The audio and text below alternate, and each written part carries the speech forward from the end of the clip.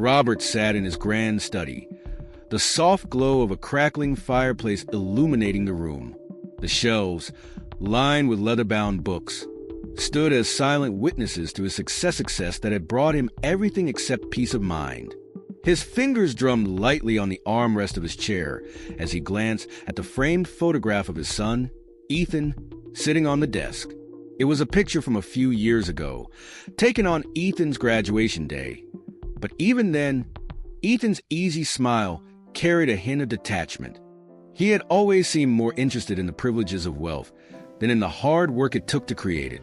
In the distance, Robert could hear the faint echoes of laughter coming from the poolside. Ethan had friends over, as he often did, hosting yet another lavish party. The music thumped rhythmically, and Robert sighed, wondering if Ethan would ever understand the responsibilities that came with the life he had been handed. At 65, Robert was not the man he used to be. Illness had taken its toll, and the doctors had been brutally honest time was not on his side. That reality weighed heavily on him. But what troubled him more was the thought of leaving Ethan unprepared for the world. He had worked tirelessly for decades, building an empire from nothing. His wealth had been meant as a safety net for his family, but he feared it had become a trap instead.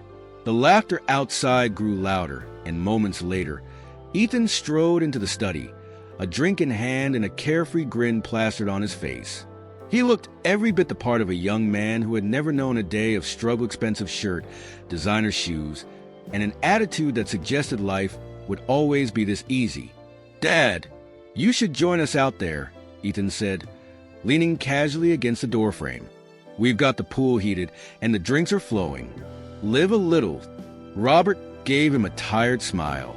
"I think I'll pass, Ethan. I've got some things on my mind." Ethan shrugged, unbothered. "Suit yourself. But seriously, you should stop stressing so much. You've built an empire. Isn't it time to enjoy it?" Those words struck a nerve. Enjoy it. Robert had sacrificed countless hours, relationships, and even his health to provide this life for Ethan. And yet here he was, breezing through life as though it would always be handed to him on a silver platter. He wasn't angry at Ethan. He was frustrated at himself for not teaching his son the lessons he had learned the hard way. For Ethan, wealth was a given, not an achievement. He didn't understand the struggle, the resilience, or the grit it took to climb out of nothing. Robert gestured for Ethan to sit, and though he looked reluctant, Ethan flopped onto the leather couch across from his father. "What's up? You look like you've got something serious to say," Ethan remarked, swirling the ice in his glass. "I do," Robert said. His voice was steady but firm. "Ethan, I've been thinking a lot about the future, about what happens when I'm gone." Ethan immediately stiffened. "Come on, Dad. Don't talk like that. You're not going anywhere." Robert shook his head. "We both know that's not true. And I need to be surely sure that you're ready to take on the responsibilities that come with this family's legacy." Ethan frowned. "Responsibilities? You mean the business? You've got a whole team for that." "I'm not exactly the corporate type. That's precisely the problem," Robert said, leaning forward. "You've never had to be. You've never had to work for anything in your life. And that's my fault. I wanted to shield you from the struggles I faced, but in doing so, I've left you unprepared." Ethan looked offended. "Unprepared? I've graduated, I'm living my life, and I've never been in trouble. Isn't that enough?" Robert's gaze hardened. "Living your life? Ethan, do you even know what life is? You've never had to wonder where your next meal would come from. You've never had to fight for an opportunity or face rejection.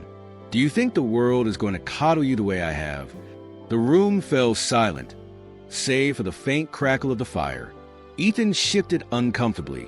"So, what are you saying? That I've failed you?" "No," Robert said softly. "I'm saying I've failed you, but I'm going to fix it while I still can." Ethan sat up straighter, curiosity and unease flickering in his expression. "What do you mean?" Robert took a deep breath, the weight of his decision pressing down on him. "I'm giving you a challenge, Ethan. For 1 month, You're going to live a different Lithia real life. No trust fund, no luxury, no friends to fall back on. You'll live in a modest apartment with a limited budget and work a regular job. And you'll do it without my name to protect you. Ethan blinked as if he hadn't heard correctly. You're joking, right? What's the point of that? The point, Robert said firmly, is to teach you what it means to earn something, to understand the value of every dollar, every meal, every relationship.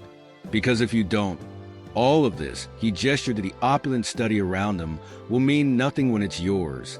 Ethan laughed nervously. This is insane, Dad. What are you trying to prove? I'm not trying to prove anything. I'm trying to prepare you, Robert replied. And if you can't do it if you refuse, then you'll never see a penny of this fortune. It's your choice. Ethan stared at his father, stunned.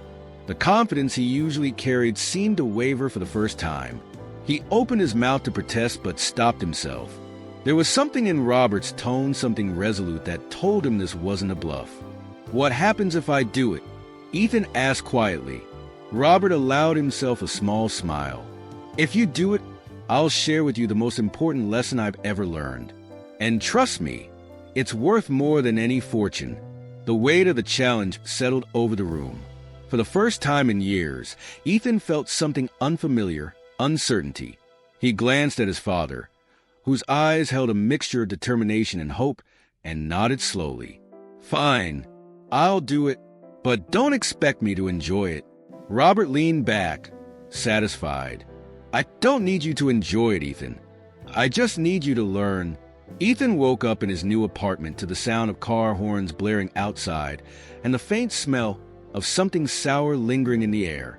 He groaned, rubbing his eyes, and for a moment forgot where he was. The lumpy couch he had slept on offered little comfort, and as he swung his legs off the side, his feet met the cold, cracked linoleum floor.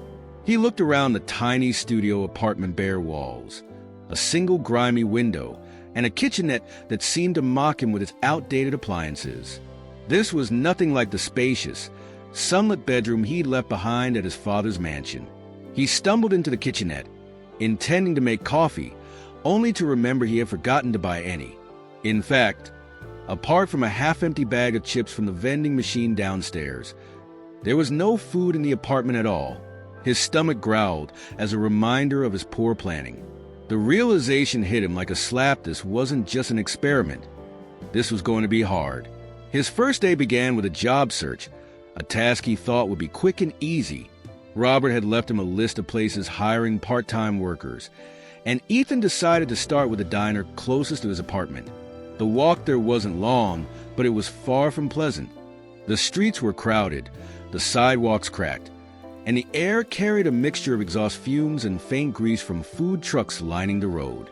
Ethan couldn't help but feel out of place. The suits and watches he usually wore had been swapped for plain jeans and a wrinkled t-shirt, yet somehow he still felt like everyone could see he didn't belong. At the diner, Ethan approached the counter, trying to muster confidence. The manager, a burly man with a gruff demeanor and a name tag that read Frank, barely looked up from the register when Ethan introduced himself. "You got any experience?" Frank asked without a hint of warmth. "Well, no," Ethan admitted, shifting uncomfortably. "But I'm a fast learner." Frank finally looked at him, taking in his clean hands and slightly awkward posture. "Fast learner, huh? Fine. Start washing dishes in the back. If you last a week, we'll talk about keeping you on." Ethan opened his mouth to protest, but stopped himself. He needed the job, and besides, how hard could washing dishes really be?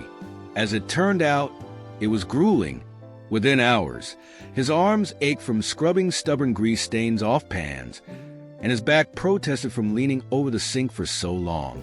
The kitchen was hot, the air thick with the smell of burnt oil and soap.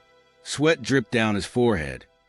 And every time he thought he had caught up with a pile of dirty dishes, another tray would come clattering in. By the time his shift ended, Ethan's shirt was damp, his hands were pruned, and he felt like collapsing. Frank tossed him an envelope with his pay, just enough to buy groceries for the week if he was careful. Ethan resisted the urge to complain, reminding himself of his father's ultimatum. The first week didn't get easier. Ethan quickly burned through most of the cash his father had given him. He had underestimated how expensive even simple things like groceries and bus fare could be. A few thoughtless purchases of a prepackaged meal here. A soda there left him staring at his empty wallet by midweek. For the first time in his life, Ethan felt the sting of having to choose between necessities. Did he buy more food or save the money for laundry?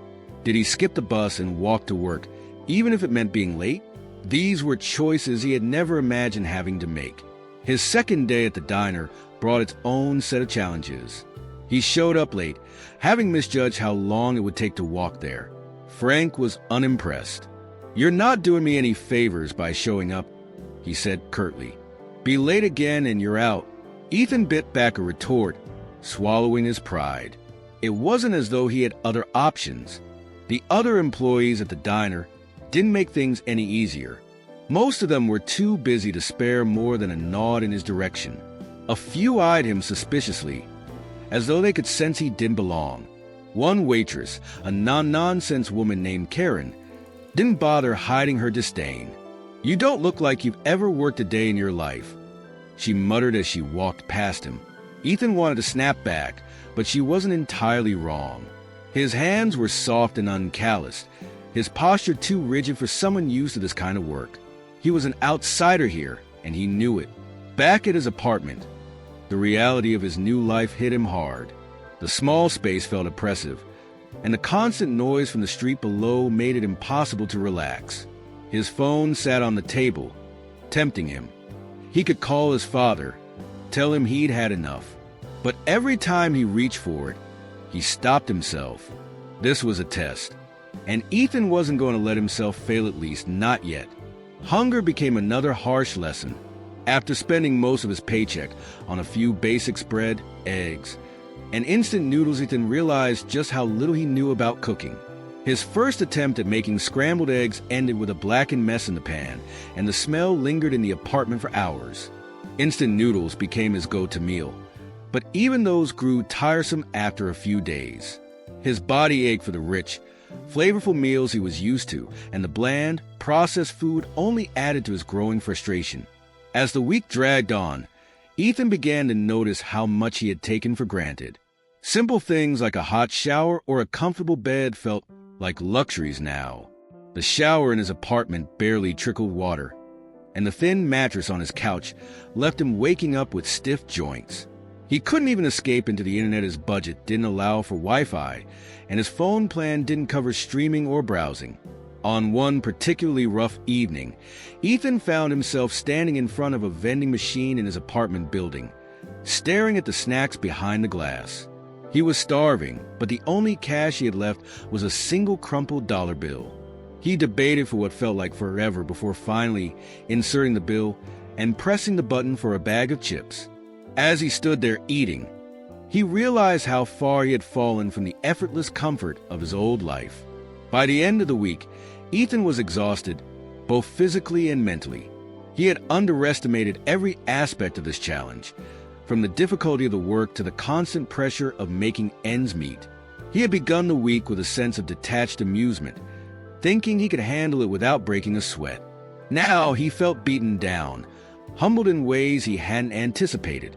As he lay on the couch that night, staring at the ceiling, a flicker of determination sparked in him. This wasn't just about surviving the month. It was about proving to his father and maybe to himself that he could do it. He still didn't fully understand why his father had pushed him into this, but he was starting to see the cracks in his own perspective. This life wasn't just an experiment for the people living it was their reality. For the first time, Ethan wondered what it would take to truly understand their struggles. Ethan's third week in his new life introduced him to the people who would unexpectedly change his perspective. By now, the initial shock of his situation had worn off, replaced by a weary acceptance of his daily grind. Still, there was a growing feeling of isolation he couldn't shake. That was until he began forming connections he never anticipated. The first came on an evening when Ethan returned to his apartment after a long shift at the diner. As he climbed the dimly lit staircase, He heard raised voices coming from the unit across the hall, a woman's sharp tone mixed with the chatter of children, the sound spilling into the hallway through the thin door. The door opened suddenly, and a young woman stepped out, sighing heavily as she rubbed her temples. Ethan froze, unsure whether to retreat or speak. The woman noticed him and offered a tight smile. "Sorry about the noise," she said. "It's been a day." Ethan shook his head. "It's fine. Kids, right?" She laughed dryly. "Something like that. I'm Mia. By the way," she extended a hand, which Ethan shook. "Ethan, just moved in." "Figured as much," she said with a glance at his empty apartment across the hall. "Let me know if you need anything. Though I'm not sure I've got much to offer." He smiled, appreciating the gesture. That brief interaction was the start of something that would later mean more to Ethan than he realized at the time. A few days later, Ethan crossed paths with Mia again. He had returned home with a few groceries, juggling the flimsy bags awkwardly as he unlocked his door. Mia was coming up the stairs, carrying what looked like a broken fan. Seeing his struggle, she offered to hold one of the bags. "You don't have to," Ethan said. "Just take the help," she replied, grinning. "Your eggs are about to roll down the stairs." Once inside, Ethan realized how barren his place must look to her. She didn't comment, though. Instead, she glanced at the items he'd bought. Instant noodles and bread. The essentials, huh? "It's temporary," Ethan said awkwardly. "Isn't everything?" Mia replied, setting the bag down. She gestured to the broken fan she'd been carrying. "Guess I should get this fixed. Can't survive this heat without it." "You want me to take a look?" Ethan offered, surprising himself. "I mean, I'm no expert, but I might be able to figure it out." Mia looked skeptical but handed him the fan. "Sure, knock yourself out." For the next half hour, Ethan fiddled with the fan using a butter knife and a bent paperclip. He couldn't remember the last time he'd done anything remotely practical with his hands, but somehow he managed to get it working again. When the fan hummed to life, Mia let out a laugh of relief. "Well, look at you. Maybe you're not as hopeless as you seem." They ended up talking for hours, sharing stories.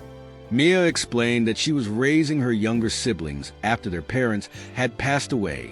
She worked 2 jobs to make ends meet, often skipping meals so the kids could eat. Ethan was struck by her resilience. She spoke with a mixture of exhaustion and determination, never once sounding like she pitted herself. He didn't tell her much about his own life, unsure how to explain why he was here, without sounding ridiculous. Instead, he listened, something he realized he hadn't done much of before. Later that week, Ethan had another encounter that stayed with him. On his lunch break, he stepped outside the diner, looking for a moment of quiet. As he leaned against the wall, munching on a sandwich, he noticed a man sitting on the curb a few feet away. His clothes were tattered, his face weathered. He held a small cardboard sign that simply read, "Anything helps." Ethan hesitated, unsure what to do. The man caught his eye and smiled faintly. "Don't worry, kid. I'm not gonna bite."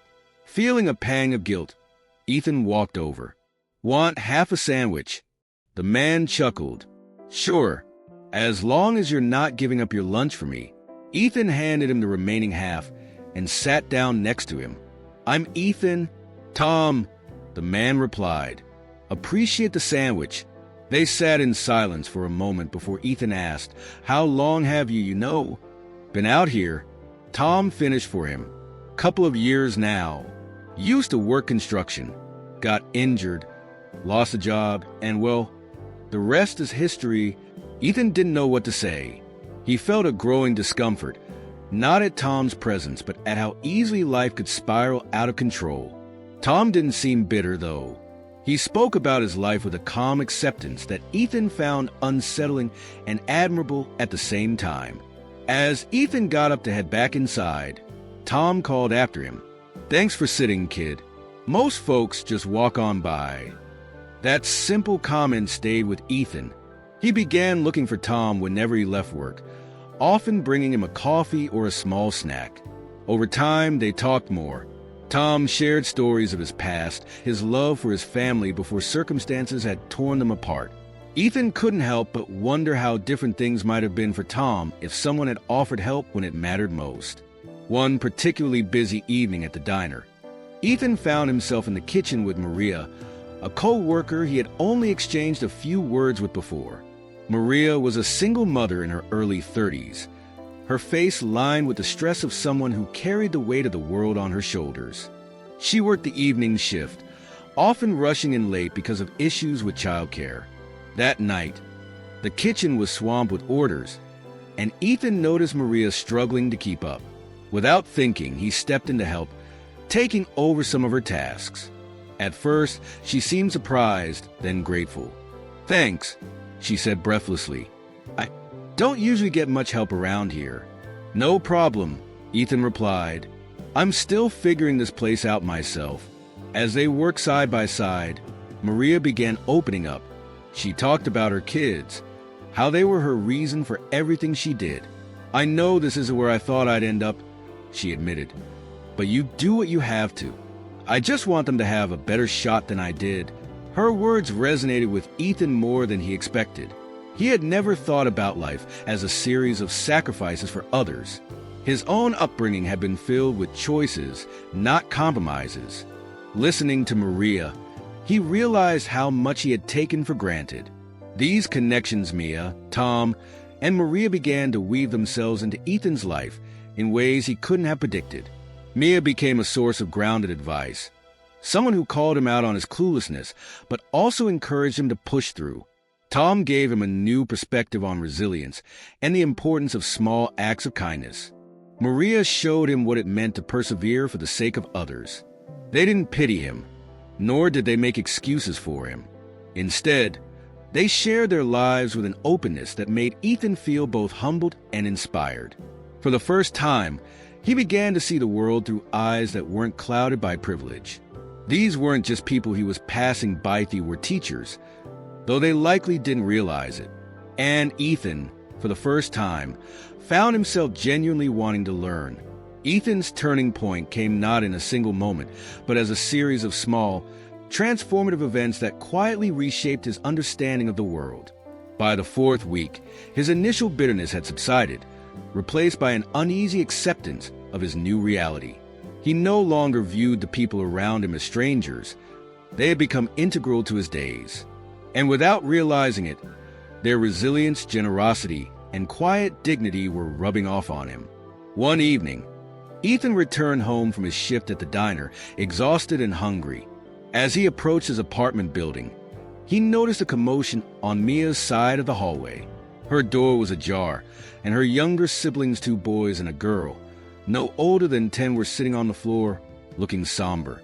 Inside, Ethan could hear Mia's frustrated voice, speaking on the phone. "What do you mean they can't come out tonight?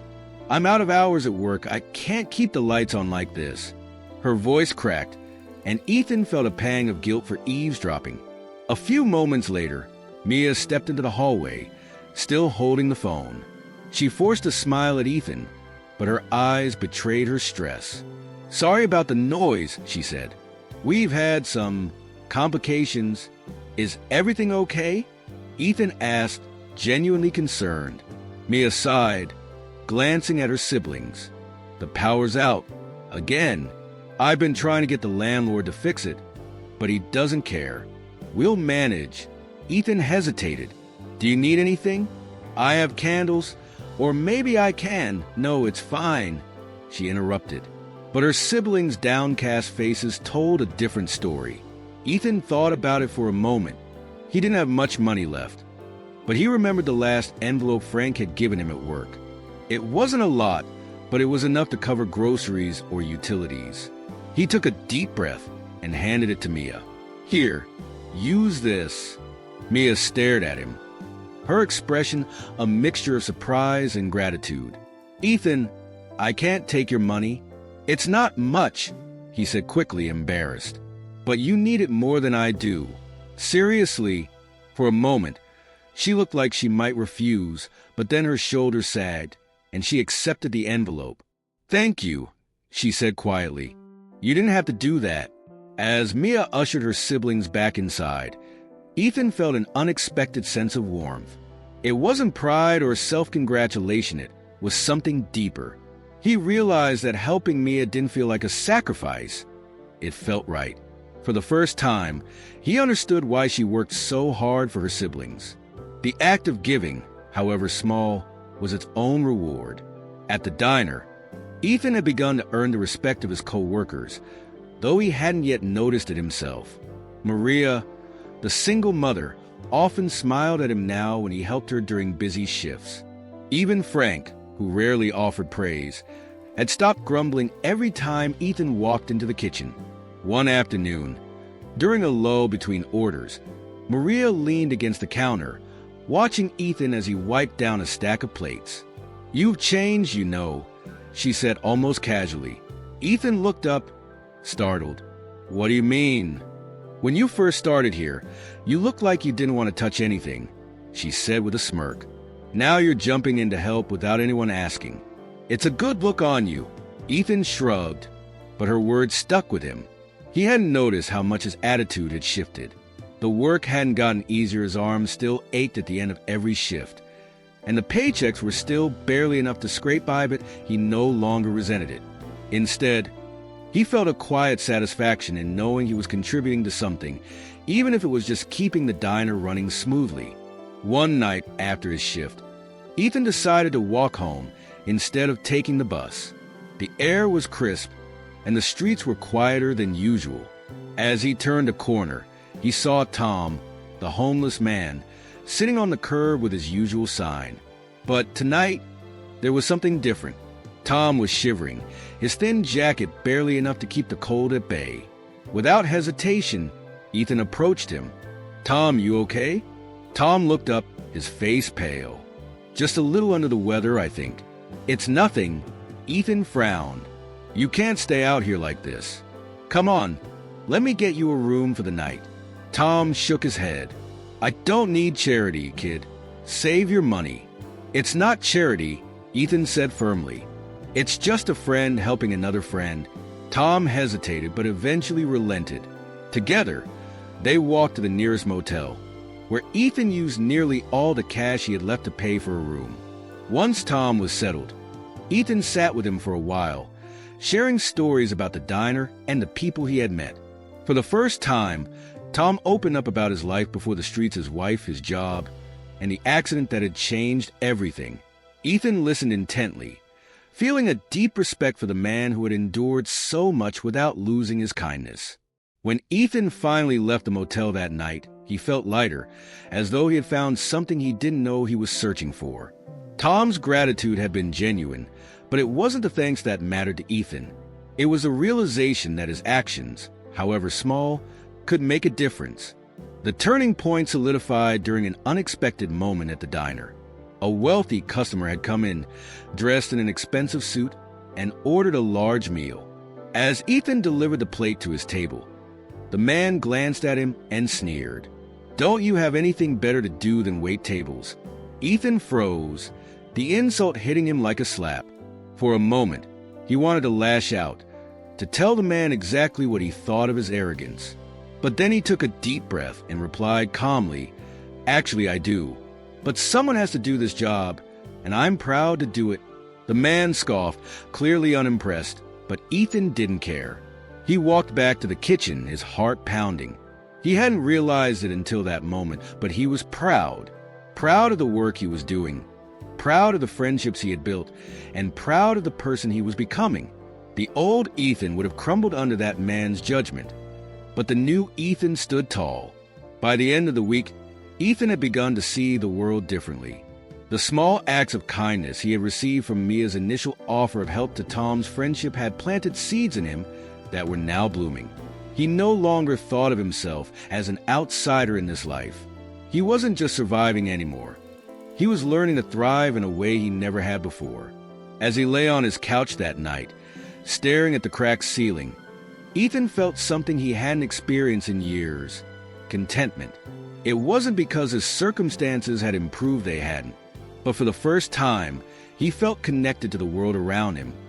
to the people who had taught him what it meant to live with purpose. The turning point wasn't a single act or revelation.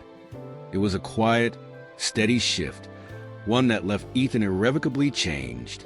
Ethan's newfound determination didn't make life any easier. If anything, the challenges only seemed to mount as he tried to navigate his final weeks in this new reality. The lessons he'd been learning were hard-won, but they came with moments of doubt, frustration, and pain that pushed him to grow in ways he never thought possible. One of the biggest challenges came unexpectedly when Ethan returned to his apartment one evening to find his front door slightly ajar. His heart sank as he stepped inside, scanning the room. It didn't take long to realize what had happened. His meager belongings, his second-hand coffee maker, a few dishes, and even the pair of sneakers he had left by the door were gone.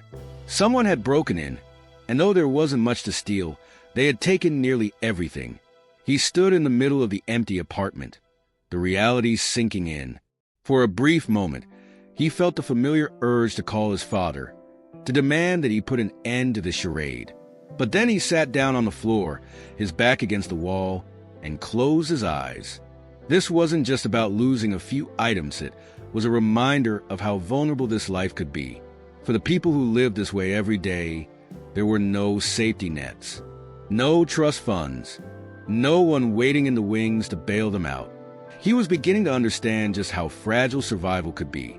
The next day, Ethan showed up at the diner, wearing a pair of worn-out sneakers he had borrowed from Mia. He was quieter than usual, focused on his work, but distracted by the thoughts swirling in his mind. Maria noticed and pulled him aside during a lull in the kitchen.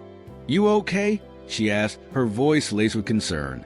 Ethan hesitated, then shrugged. "Got robbed last night. Lost pretty much everything." Maria's brow furrowed. "Did you call the cops?" "No point," Ethan replied. "I didn't have much to begin with. It's not like they're going to track down an old coffee maker." Maria nodded, understanding the futility of it. "Still, that sucks." "I'm sorry. It is what it is," Ethan said, trying to sound nonchalant. But the truth was, he felt a gnawing emptiness. It wasn't just about the things he had lost, it was a realization of how quickly life could unravel. Maria patted his shoulder. "If you need anything, let me know." Seriously, we've all been there. Her kindness surprised him. Despite everything she was dealing with in her own life, she still found the energy to offer support. It was a small gesture, but it meant more to Ethan than he could say. The robbery forced Ethan to confront another harsh reality. He couldn't keep relying on others to help him. He needed to find a way to rebuild, even if it was one small step at a time. That week, he asked Frank at the diner for extra shifts, willing to do whatever it took to earn a little more money. Frank raised an eyebrow but agreed, putting Ethan on double shifts for the weekend. Those shifts were brutal. The long hours on his feet left him aching, and by the end of each night, he could barely stand. But the extra pay meant he could replace some of the stolen items, though. He prioritized essentials, like a pan and a few basic groceries over luxuries.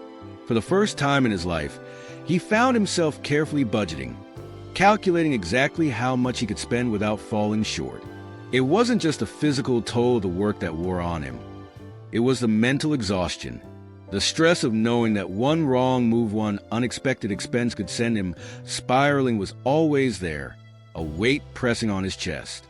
He found himself thinking about Mia and Maria, wondering how they managed to carry that burden every day, not just for themselves but for the people who depended on them. As the days passed, Ethan's relationships with the people around him deepened. One evening, Mia invited him over for dinner, an invitation he hesitated to accept. He felt guilty eating food she had worked so hard to provide, but she waved off his protests. "Don't overthink it," she said, setting a plate of pasta in front of him. "Besides, the kids like having someone new to talk to." Ethan smiled as Mia's siblings bombarded him with questions about his life. He kept his answers vague, unwilling to reveal the truth about why he was here. But as he listened to their laughter and saw the way Mia cared for them, he couldn't help but feel a pang of admiration. She was carrying the kind of responsibility he had never known, and she was doing it with grace. After dinner, Ethan helped wash the dishes, a simple act that felt oddly fulfilling. As they worked side by side, Mia glanced at him and said, "You're not half bad at this, you know." "Don't let Frank hear you say that," Ethan joked. "He'll start making me do all the dishes at work." Mia laughed, and for a moment, the weight of the day seemed to lift. It was in these quiet, unremarkable moments that Ethan began to realize how much he had changed. He wasn't just going through the motions anymore, was connecting, contributing, and finding meaning in the smallest acts. Another challenge came in the form of a particularly harsh customer at the diner. The man, dressed in an expensive suit, complained loudly about everything: the temperature of his coffee, the speed of the service, even the music playing in the background. Ethan gritted his teeth as he refilled the man's cup for the third time, doing his best to remain polite. "About time," the man muttered as Ethan placed the cup in front of him. "Honestly, how hard is it to pour coffee? You people are unbelievable." Ethan's hands tightened around the coffee pot, but he forced himself to stay calm. "Is there anything else I can get for you, sir?" The man sneered. "Yeah, how about a real job?" The comment stung more than Ethan wanted to admit. He walked back to the kitchen, his mind racing with frustration. But as he stood there, taking deep breaths, he thought about Tom, Mia, and Maria. They had faced worse and kept going. If they could rise above it, so could he. When the man finally left, Ethan found a new sense of pride in himself. He hadn't let the customer's words break him. Instead, he had used them as fuel to keep going, to prove only to himself that he was stronger than the circumstances around him. The final challenge of the week came from Tom. One evening, Ethan found him sitting outside the diner, coughing into his sleeve. His condition had worsened, and Ethan couldn't ignore it. "Tom, you need to see a doctor," Ethan said, crouching beside him. Tom shook his head. "Can't afford it, kid. And even if I could, what are they going to do? Tell me I'm sick? I already know that." Ethan frowned, his mind racing. He didn't have the money to pay for medical care, but he couldn't just leave Tom like this. After a moment, he made a decision. "Come on," he said, helping Tom to his feet. "You're staying at the motel again. We'll figure out the rest later." Tom tried to protest, but Ethan wouldn't hear it. That night, he spent the last of his savings to get Tom a warm bed and some medicine from the pharmacy. It wasn't much, but it was something. As he sat with Tom in the motel room, listening to the man's labored breathing, Ethan felt an overwhelming sense of responsibility. This wasn't just about a challenge. Anna Marie was about doing the right thing, no matter the cost. By the end of the week, Ethan was exhausted. His body ached, his wallet was empty, and his apartment still felt barren. But for the first time, he didn't feel defeated. The challenges he had faced had pushed him to his limits, but they had also shown him what he was capable of. He had learned to persevere, to adapt, and to find strength in the people around him. More importantly, he had learned that growth wasn't about grand gestures or dramatic changes. It was about the small, everyday decisions to keep going, to help others, and to face each challenge with humility and determination. And in those moments, Ethan began to see the person he could become, the person his father had always hoped he would be. Ethan's final week in his new life began with a quiet realization that surprised him. He wasn't counting down the days anymore.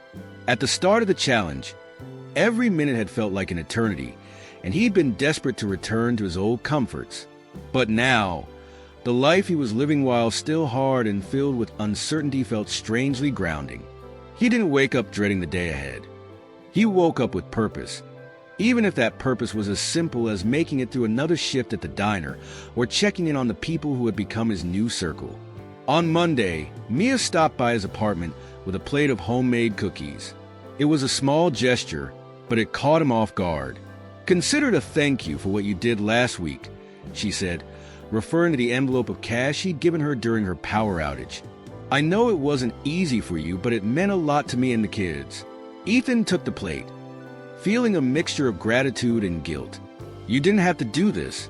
"I know," Mia replied with a teasing smile. "But let me be nice for once, okay?" They sat on his couch, eating cookies and talking.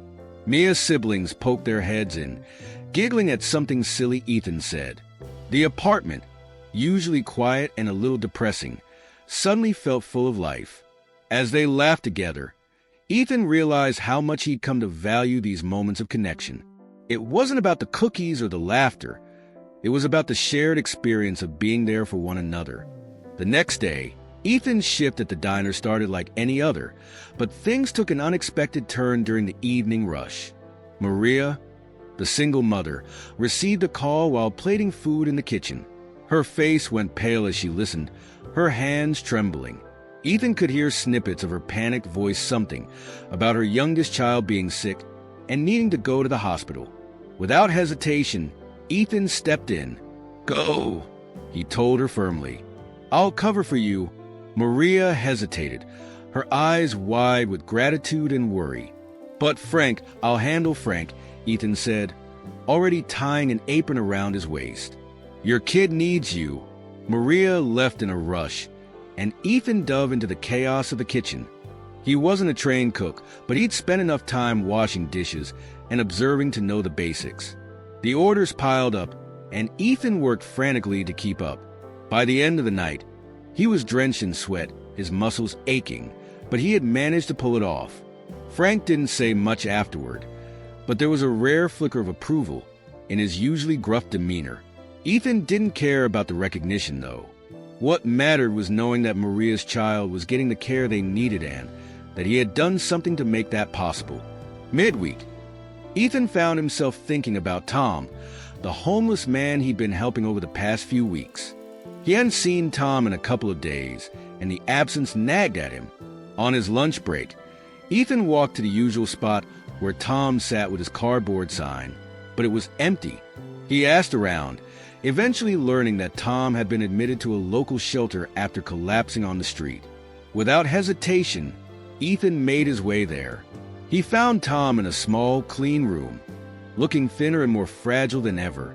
"Hey, kid," Tom said weakly when he saw Ethan. "What are you doing here?" "I could ask you the same thing," Ethan replied, trying to mask his worry with a smile. They talked for hours, and Ethan learned more about Tom's life than he ever had before. Tom spoke about his regrets, the family he had lost touch with, and the mistakes that had led him here. But he also spoke about hope, how, even in his darkest moments, he had never stopped believing that people were capable of kindness. Ethan left the shelter that night with a heavy heart, but also a renewed sense of purpose. He couldn't fix Tom's past, but he could honor the trust and wisdom the man had shared with him by continuing to help in any way he could. As the final days of the challenge approached, Ethan found himself reflecting on how much he had changed. He no longer dreaded his shifts at the diner or the long walks home. He no longer felt the sting of judgment when a customer looked down on him. Instead, he found strength in the work he was doing and the relationships he had built. He also realized how much he had grown to care for Mia and her siblings. On Friday, after his shift, he stopped by her apartment with a small bag of groceries he'd bought with his latest paycheck. It wasn't much, just some fresh produce and a carton of milk, but Mia's face lit up when she saw it. "You're full of surprises, you know that," she said, taking the bag from him. Ethan shrugged, feeling a little embarrassed. "Just trying to do my part." "Well, you're doing a damn good job," Mia replied, her voice softer than usual. They spent the evening talking, and for the first time, Ethan opened up about his real life. He told Mia about his father, the challenge, and the privileged world he had come from. To his surprise, Mia didn't seem angry or judgmental. "Figures you'd have some crazy backstory," she said with a smirk. "But honestly, I think your dad might be onto something. You've got a good heart, Ethan. You just needed a chance to figure that out." Her words stayed with him as he walked back to his apartment that night. He didn't know what would happen after the challenge ended, but he was starting to feel like this experience would leave a permanent mark on him. On the final day of the challenge, Ethan woke up early, the quiet weight of the moment pressing down on him. He had made it. 30 days of living a life completely different from anything he'd known before. As he sat on the edge of his couch, staring at the cracked linoleum floor, he thought about everything he had learned. He thought about Mia, who had shown him the power of resilience and kindness. He thought about Maria, whose sacrifices for her children had inspired him to work harder and complain less. He thought about Tom, who had taught him the value of hope and the importance of small acts of compassion. Ethan spent the day tying up loose ends. He visited Tom at the shelter, leaving him with a small envelope of cash he had saved from his last paycheck. He checked in on Maria, who smiled and hugged him tightly, thanking him again for stepping up when she needed it most. And he spent the evening with Mia and her siblings, sharing stories and laughter one last time. When he finally returned to his apartment that night, he felt a strange mix of sadness and pride. This life had tested him in ways he never thought possible, but it had also given him something he hadn't expected, a sense of purpose. He wasn't the same person who had walked into this apartment a month ago, and for that, he was deeply grateful. As he packed his few belongings, preparing to return to his father, Ethan made a silent promise to himself. He wouldn't forget the lessons he had learned or the people who had taught them to him. No matter what came next, he would carry this experience with him, letting it shape the person he wanted to become. Ethan stood in front of his father's sprawling estate, his old life waiting for him just beyond the towering iron gates. He hadn't been here in a month, but it felt like years had passed. The last time he had walked through those gates, he had been a man who thought he had all the answers, someone who believed the world revolved around comfort and convenience. Now, as he stood with a small bag of belongings slung over his shoulder and the weight of his experiences pressing on his heart, he wasn't so sure of anything anymore except that he was no longer the same person. The gate swung open, and a housekeeper greeted him with a polite nod before stepping aside. The mansion loomed in the distance, its grandeur almost suffocating after the simplicity of his tiny apartment. Ethan took a deep breath and began walking up the long driveway, each step feeling heavier than the last. When he entered the house, the familiar scent of polished wood and expensive cologne hit him. The pristine marble floors gleamed under the chandelier's light, and everything seemed to have remained exactly as he had left it, untouched, immaculate, and soulless. A wave of unease swept over him as he realized how alien this world now felt. Ethan, his father's voice pulled him from his thoughts. Robert stood at the top of the staircase, leaning slightly on the banister. He looked older, more frail than Ethan remembered. His skin was pale, and there was a weariness in his eyes that hadn't been there before. "Dad." Ethan dropped his bag by the door and climbed the stairs, unsure of what to say. He hadn't prepared a speech or rehearsed any lines. All he had was the truth.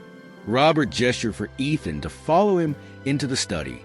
The room was exactly as Ethan remembered: overstuffed leather chairs, shelves of books that no one read, and a crackling fire that seemed purely decorative. Robert lowered himself into one of the chairs with a slight wince, and Ethan sat across from him. "You look different," Robert said after a moment, studying his son's face. "Tired, maybe, but different." Ethan nodded. "I feel different." Robert leaned back, his expression unreadable. "Tell me about it." Ethan hesitated, then began to speak. He told his father about everything: the apartment, the diner, the people he had met. He talked about Mia's strength, Maria's sacrifices, and Tom's wisdom. He shared how he had struggled at first, how he had doubted himself, and how the small acts of kindness from others had slowly reshaped his perspective. He didn't leave anything out, even admitting the moments when he wanted to quit and call his father to end the challenge. As he spoke, Robert listened intently, his expression softening with every story. There were no interruptions, no questions, just quiet attention. When Ethan finally finished, the room fell silent, the only sound coming from the crackling fire. "I think I understand now," Ethan said finally, "why you wanted me to do this. I hated it at first. I thought you were trying to punish me. But now, I see it was the opposite. You wanted me to see the world, the real world." Robert nodded slowly, his eyes misting over. "I hoped you would. I've spent my whole life surrounded by things," Ethan continued. "Things that were supposed to make me happy, but they didn't. Out there, with nothing, I found something I didn't even know I was looking for. Purpose. Connection. I met people who have nothing, and yet they still gave. They still cared.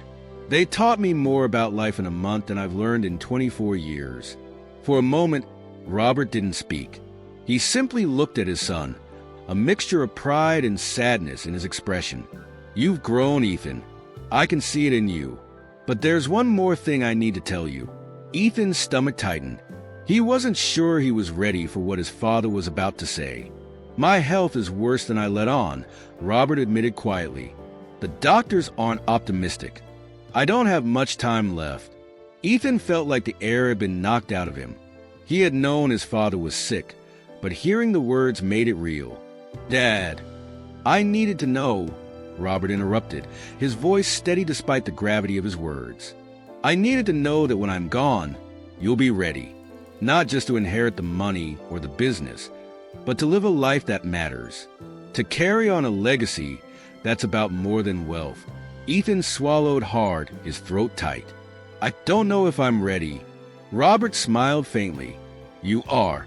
You've proven that to mean to yourself. The challenge wasn't just about teaching you the value of hard work or humility. It was about showing you that the greatest wealth you can have is the impact you leave on others. There was a long pause as Ethan absorbed his father's words. Finally, he asked, "What happens now?" Robert leaned forward, his voice firm.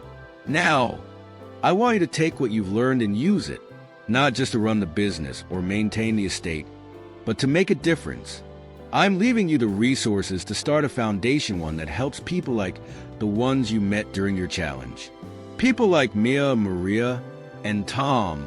Ethan's breath caught. A foundation? Yes, Robert said. It's time to use this fortune for something greater. I've spent my life building it, but you'll spend yours giving it meaning. Ethan didn't know what to say. Part of him felt overwhelmed by the responsibility, but another part felt a flicker of excitement. For the first time, he could see a path forward, one that wasn't about luxury or privilege, but about purpose. As the evening wore on, father and son continued to talk, their conversation more honest and heartfelt than it had ever been. Ethan shared his hopes and fears, and Robert offered advice and encouragement. By the time Ethan left the study, he felt a strange sense of peace. The challenge was over, but his journey was just beginning. That night, as Ethan lay in his old bed, he thought about Mia's laughter, Maria's determination, and Tom's quiet wisdom. He thought about the foundation his father wanted him to build and the lives he might be able to change. And for the first time in years, he felt ready not just to inherit his father's fortune, but to live a life that honored the lessons he had learned and the people who had taught them to him. Ethan stood at the edge of a wide, empty plot of land on the outskirts of the city. The sun was just beginning to rise, casting a soft orange glow across the site. In his hand, he held a rolled blueprint, the first tangible step toward the foundation his father had envisioned. It had been months since Robert's passing, and though the grief still lingered, Ethan had thrown himself into this new purpose with everything he had. The foundation wasn't just a way to honor his father's memory, it was a way to honor the people who had changed his life.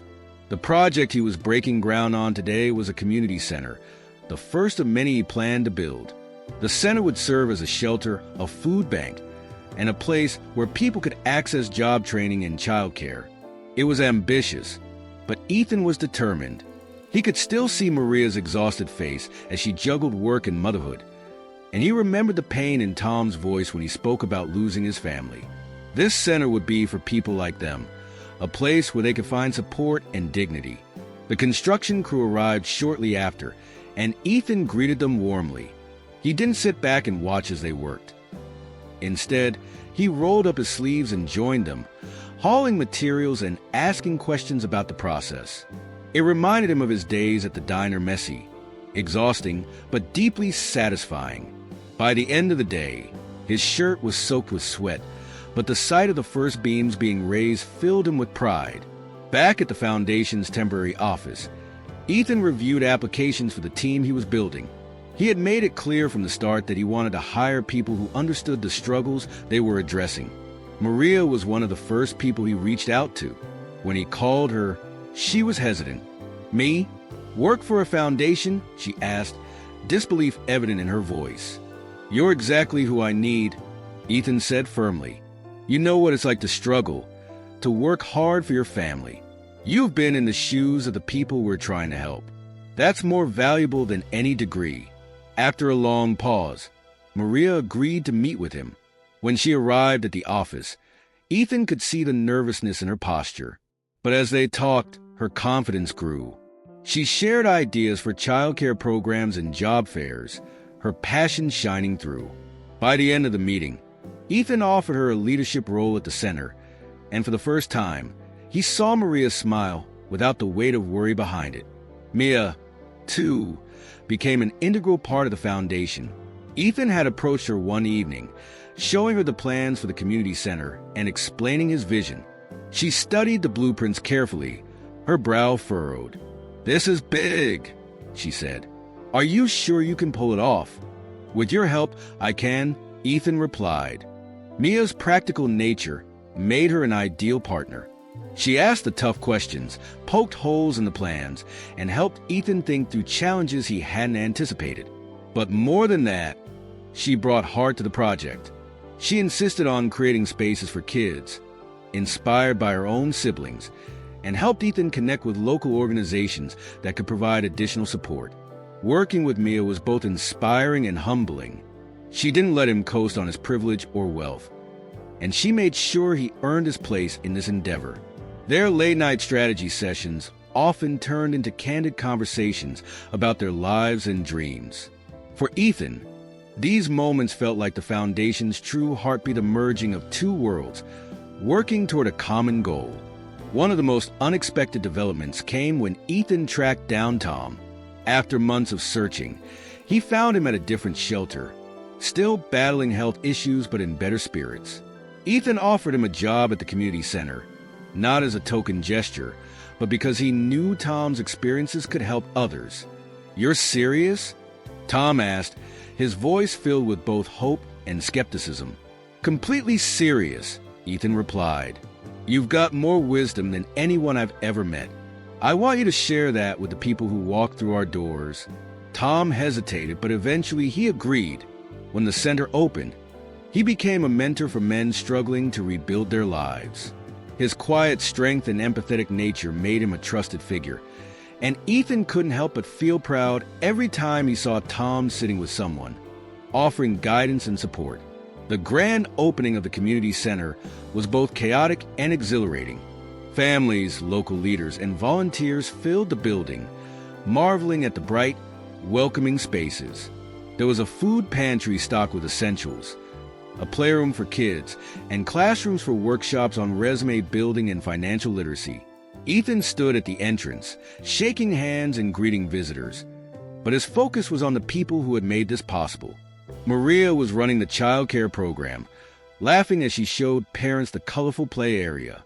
Mia was giving a tour to a group of potential donors, her passion and expertise shining through. And Tom was sitting in the corner of the main hall, chatting with a young man who looked like he hadn't smiled in years until now. When it came time for the ribbon-cutting ceremony, Ethan stepped up to the microphone, feeling a mixture of nerves and gratitude. He looked out at the crowd, searching for the right words. "This center isn't just a building," he began.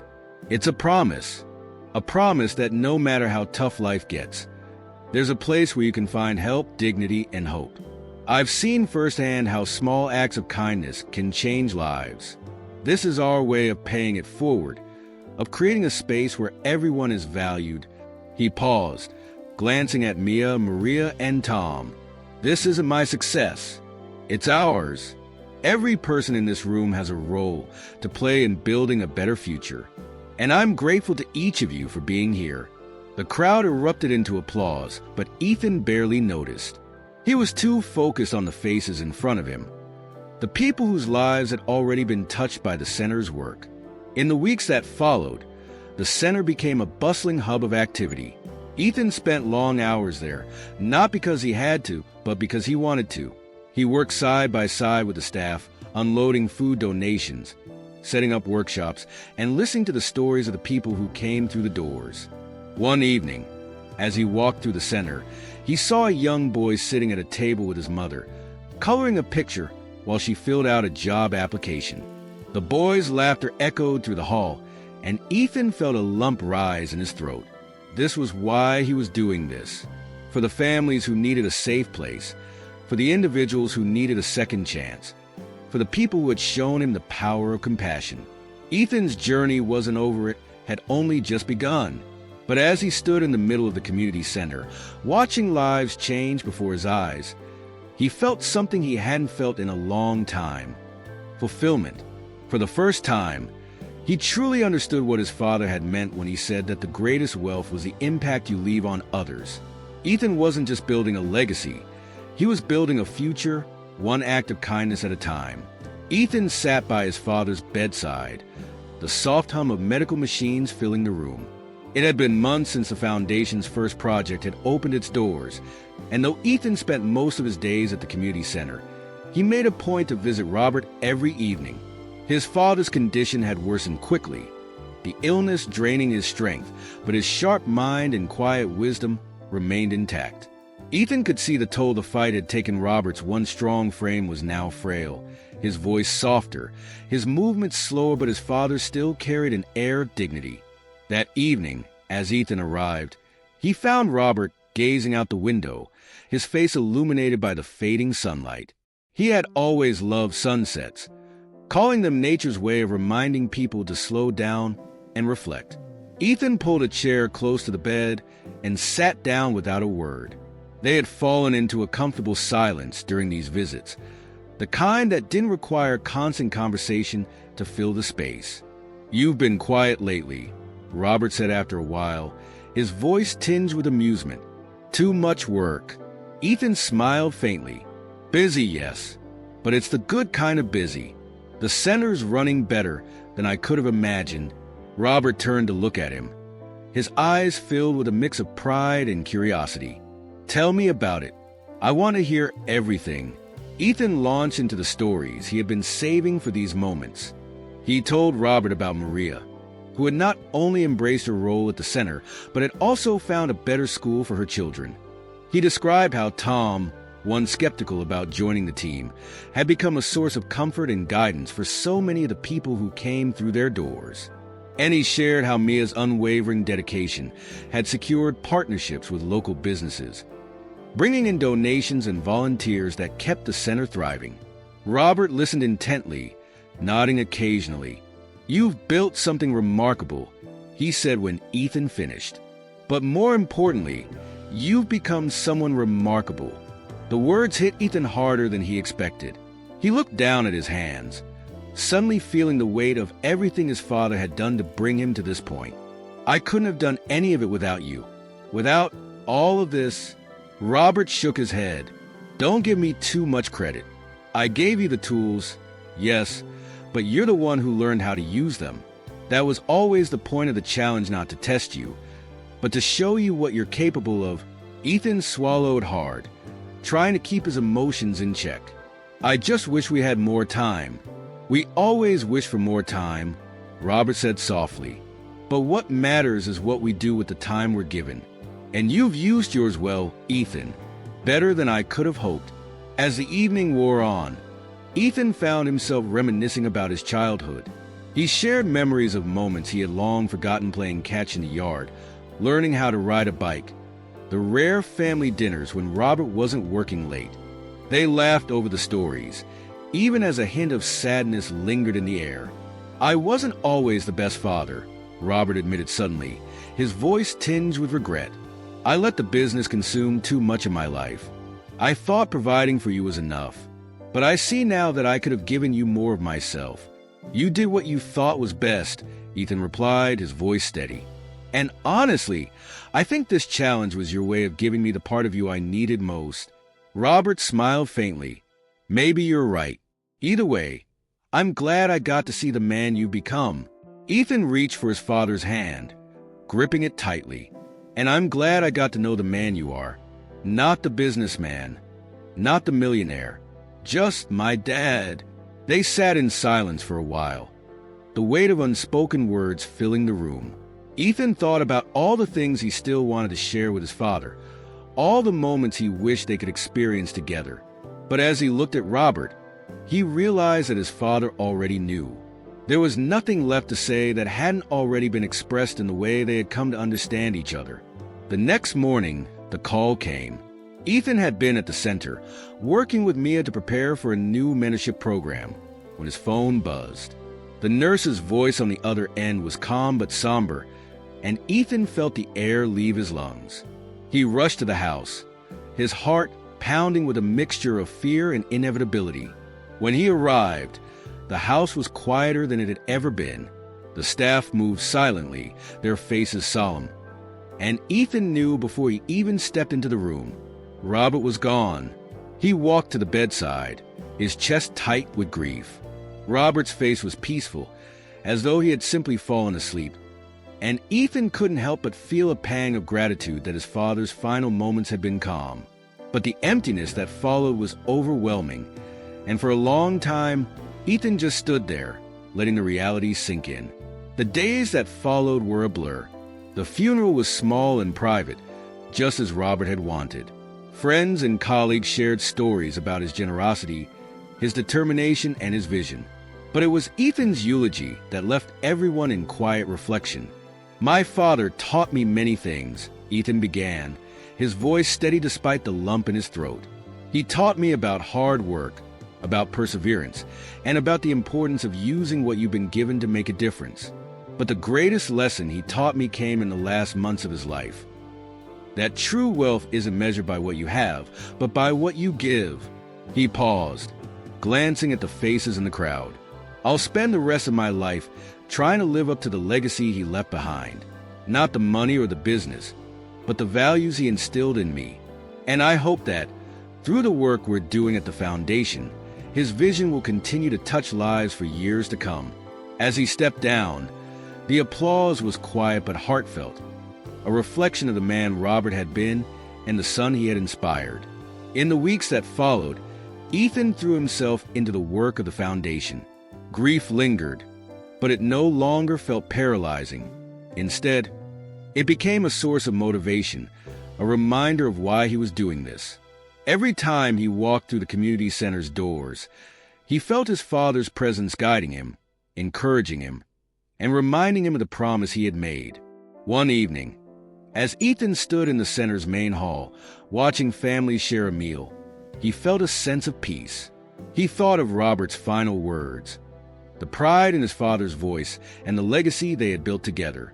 It wasn't just about honoring Robert's memory. It was about creating a future where his father's values lived on in every act of kindness, every life changed, and every opportunity created. And in that moment, Ethan realized that Robert wasn't truly gone. He was there, in every corner of the work Ethan was doing, in every smile he saw, and in every small victory. His farewell hadn't been an ending, it had been a beginning. Ethan leaned against the doorframe of the community center, the night air crisp and cool against his skin. The buzz of activity from the day's events still hummed in his mind, but now the building was quiet, save for the occasional clatter of chairs being stacked by the volunteers inside. The glow of the overhead lights spilled onto the pavement, creating an inviting warmth even in the stillness. He allowed himself a moment to breathe, to reflect on everything this day had meant, not just for the people who had come through the doors, but for himself. It had been a year since he stood at his father's bedside, hearing Robert's final words about legacy and purpose. At the time, Ethan hadn't fully understood what those words meant. He had taken them as a challenge, a call to action, but now he saw they were more than that. They were a giddy map for a life that wasn't measured by wealth or success, but by the impact he could leave behind. Tonight, seeing the joy on the faces of the families who had come to the center, he knew he was following that map as best he could. Inside, Maria was finishing up, directing the last of the volunteers. She waved when she caught Ethan's eye, her energy seemingly boundless even after a long day. Her transformation over the past year had been extraordinary. Once hesitant and unsure, she had grown into a leader who not only managed the center, but inspired everyone around her. Watching her now, Ethan felt a deep sense of pride, not because he had given her an opportunity, but because she had seized it and made it her own. "Don't just stand there," Maria called out, her voice teasing but warm. "We're not done yet." Ethan laughed and stepped back inside, grabbing a stack of chairs and helping her organize the room. They worked in companionable silence, the quiet rhythm of their task grounding them both after the day's excitement. When they were finished, Maria leaned against a table, her arms crossed, and looked at Ethan thoughtfully. "You've come a long way, you know," she said. "From washing dishes at that diner to running this place. Your dad would be proud." Ethan smiled, though the mention of his father brought a bittersweet ache. "I hope so, but it's not just me. This place wouldn't exist without all of you. Without people like you and Mia and Tom." Maria shook her head. "Maybe, but someone had to believe it was possible. Someone had to start it." Ethan didn't argue, though he still felt the credit belonged to the team. The truth was, the center had become a beacon of hope not because of one person's vision, but because so many people had come together to make it real. Later, Ethan walked through the empty halls of the center, each step echoing softly against the polished floors. The rooms that had been filled with laughter and conversation just hours ago now stood silent, but they still carried an energy that lingered. He paused in the job training classroom, running his fingers along the edge of a table where earlier that day, a man in his 40s had learned how to write his first resume. Across the hall in the playroom, colorful drawings still adorned the walls, left by children who had spent the afternoon creating stories and worlds of their own. These spaces, Ethan realized, weren't just places, they were opportunities. For everyone who walked through the doors, they represented a chance to rebuild, to grow, and to find a sense of belonging. And for Ethan, they were a constant reminder of why he had taken on this work. It wasn't about the legacy his father had left. It was about the one he was building. As he reached the lobby, Ethan's gaze fell on the plaque dedicated to his father. He knelt beside it, his fingers brushing the engraved letters that read in memory of Robert Hawthorne, "A life of purpose." The words were simple, but they carried the weight of everything Robert had believed in. "I wish you could see it, Dad," Ethan murmured. "What we've built, what's still to come." The silence that followed wasn't empty, it was filled with a quiet understanding, as if his father's presence lingered, watching over the work they had started together. Ethan rose, feeling a renewed sense of commitment. This was just the beginning. Stepping outside, Ethan found Mia waiting by the steps. She was holding 2 cups of tea, steam rising into the cool night air.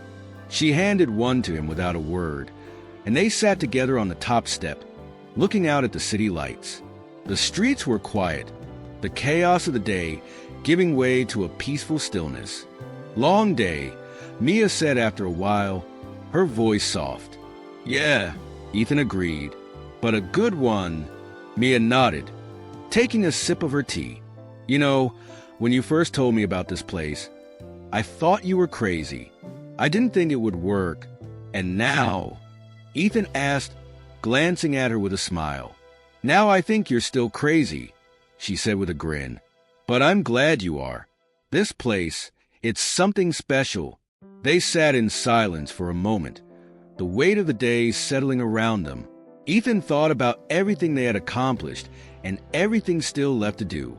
The foundation had grown faster than he had expected, with plans for more centers already in motion. But he knew the work was never truly finished. There would always be more people to help, more lives to touch, more ways to make a difference. As the night wore on, the tea in their cups grew cold, but neither of them moved.